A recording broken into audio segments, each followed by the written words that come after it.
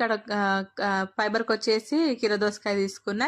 ఇంకా ఫిష్ వచ్చేసి ఎట్లా ప్రోటీనే కాబట్టి ఇంకా ఏం తీసుకోలే ఎక్స్ట్రా, అదే నాకు ఫిట్ అయిపోద్ది కడుపు అంతా.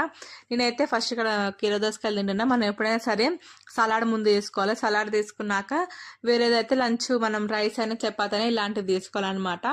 ఎందుకంటే మనము వాటర్, ప్రోటీన్, ఫైబర్ ఇవి ముందు ఫస్ట్ మన బాడీకి అందించినాక అది కార్బోహైడ్రేట్స్ తీసుకుంటే మనకి వెయిట్, ఫ్యాట్ లాస్ అనేది అవుతుంది అనమాట.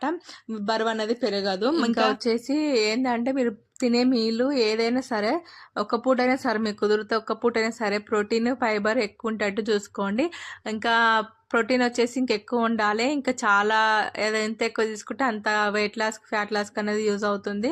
కానీ నాకు తగ్గట్టు నేను తీసుకుంటున్నా అంతే. ఇంకా మీ దగ్గర మీరు తీసుకోగలుగుతారు, ఎంతైనా ప్రోటీన్ తీసుకోగలుగుతారు, తెచ్చుకోగలుగుతారు అంటే తీసుకోండి, తినండి మంచిది. ఇంకా తింటే ఇంకా నిన్న ప్రోటీన్ ఎందులో ఉంటుంది, ఫైబర్ ఎలా ఉంటుంది, ఎందులో ఉంటుంది అనేసి మొన్ననో ఎప్పుడు వీడియోస్లో చెప్పినా, వెళ్ళి చూడండి, మీకు తెలుస్తుంది. ఎందుకంటే ఇది లెంత్ ఎక్కువైపోతుంది కానీ ఆల్రెడీ డిన్నర్కి వచ్చేసిన అనమాట.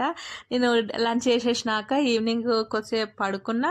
ఇంకా కొల్లేసినాక కొద్దిసేపు కొంచెం ఒక చిన్న కప్పు ఛాయ్ తాగిన, డైలీ తాగే కప్పు. ఇంతకుముందు వీడియోస్లో చూపించేది ఆ కప్పు ఛాయ్ అనేది తాగేసిన అనమాట. నేను నైట్కి వచ్చేసి వన్ చపాతి, చిక్కుడుకాయ కర్రీ, ఇక్కడ ఒక జాంకాయ తీసుకున్నా. మీరు అన్ని ఫ్రూట్స్ కంటే మనం వెయిట్ లాస్కి ఏంది